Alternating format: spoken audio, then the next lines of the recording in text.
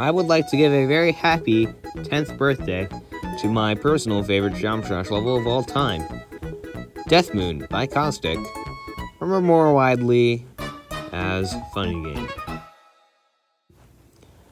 June 25th, 2015 was the date it released on, or maybe it was June 24th. Look, it's 10 years old now, and that's the point. Being only 7 years old then, I wasn't exactly there for it when it released all the way back in 1.9, but during 2.0 as my 8-year-old Agario-loving self, I one day happened to stumble upon Geometry Dash on the old YouTube after losing interest in the game because I couldn't even beat Stereo Madness back on Light.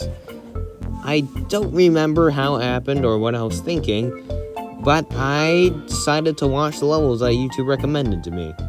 Of course, that memory is as fuzzy as can be, but I remember one of the levels I watched that day was Death Moon.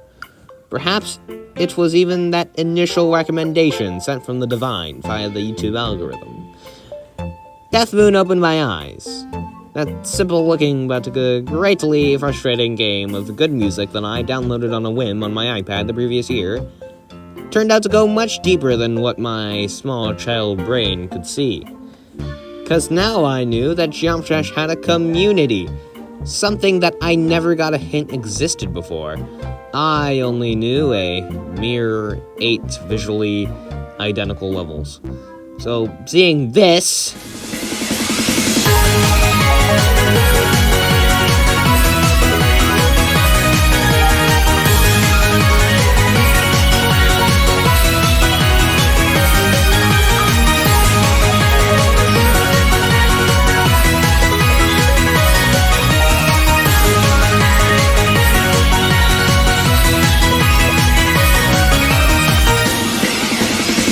really was quite enlightening for little James over here, and it definitely shattered my expectations of what Geometry Dash could be. And what better level to represent the Geometry Dash community than Death Moon? Well, Rolled Box or GD10 or something, but what I really mean is one of my favorite things about the Geometry Dash community. To take what RobTop has provided us with the level creation system and reach for Rainbow Road with it. All the way up until 1.9, the GD community only had access to the songs that were also used in the main levels built by RobTop. This was severely limiting to the inventive ability of the game's early creators, and also quite frankly boring to play with. Seriously, play the map packs and tell me that the first 8 notes of Theory of Everything didn't get stale after a while. Shut the fuck up! You shut the fuck up! You shut the fuck up! You shut the fuck up! I hope you die in a fire! Not to mention, only one color channel. Then 1.9 came, and it was like this game's Cambrian explosion. Not only did we have access to an endless amount of songs compared to what we had in 1.8, art levels got more detailed, effect levels got way more mesmerizing, and levels were able to feel like experiences. The playing scene thrived too. The first extreme demons were beaten legitimately, and the first rivalries stirred up the excitement between that generation of competitive teenagers. But, focusing on the creating scene, another thing about that era was that it was the first time the community was really able to stick with the current update for a long enough time to experience some sort of mastery of the editor by the end of it.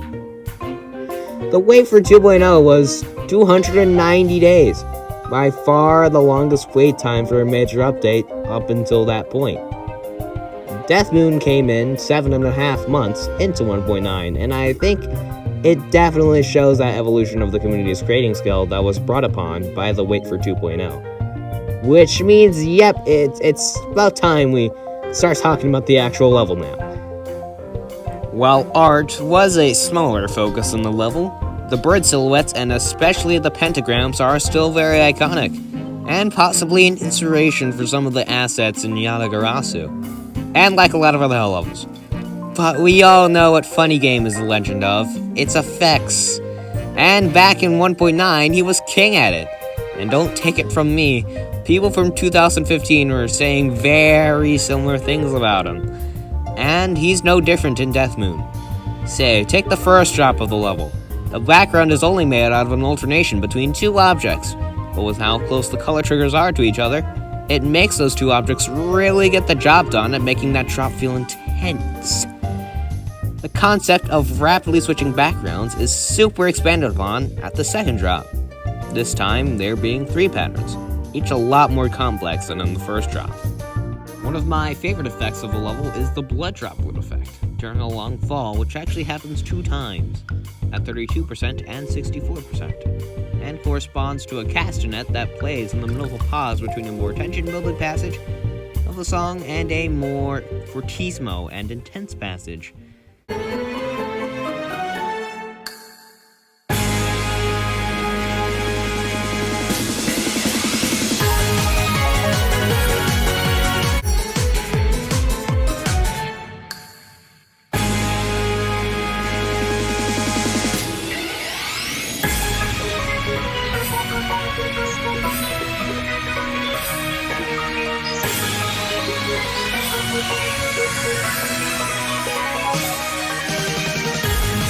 That instrument is this level's motif for bloodshed or death. That type of song representation is without a doubt ahead of Death Moon's time, not to mention all the other details that really show Funny Game's attention to the song. It always seems like when the melody is ascending, the player is traveling upwards in the level, and vice versa. And it always seems like something is pulsing to some instrument in the song, like the spikes to the claps in the dual, or the circuit star and chain objects to the electric guitar at 61.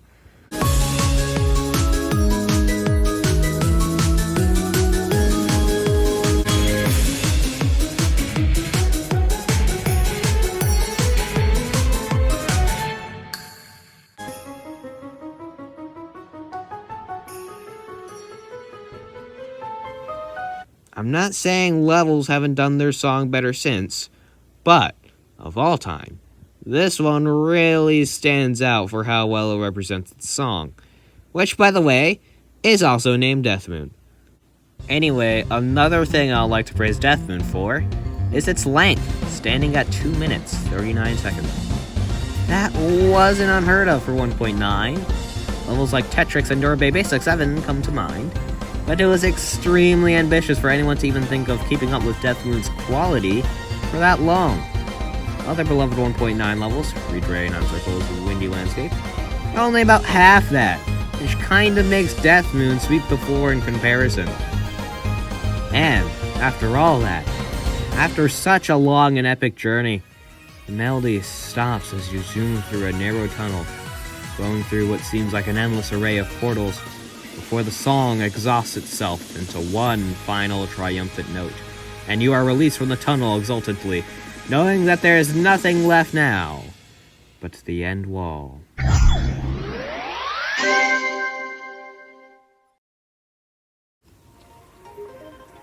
Death Moon in 2015 became one of those levels that everyone just liked, or more often than not, loved.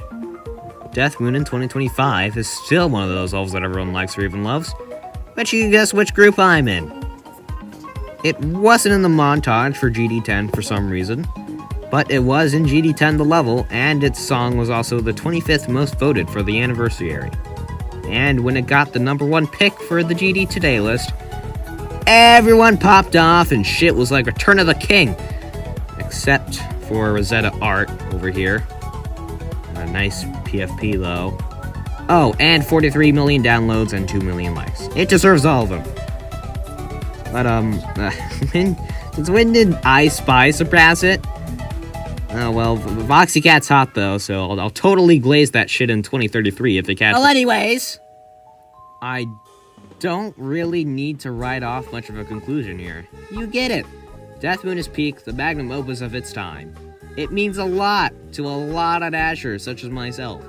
When GD20 happens, I'll be there. I'll see Death Moon and I'll say, "That's why he's the GOAT! The GOAT!" Wow, I'll be 25 then. Jesus Christ. Yeah, let's just focus on the present. Death Moon PM QED bite me. All right, it's outro time. Colon, what do you think of Death Moon? I love this level so much. I wish it was blue. Stupid idea, but I like the enthusiasm. And what about you, RobTop? As the creator of the game, whatever you say is objectively correct. Bad.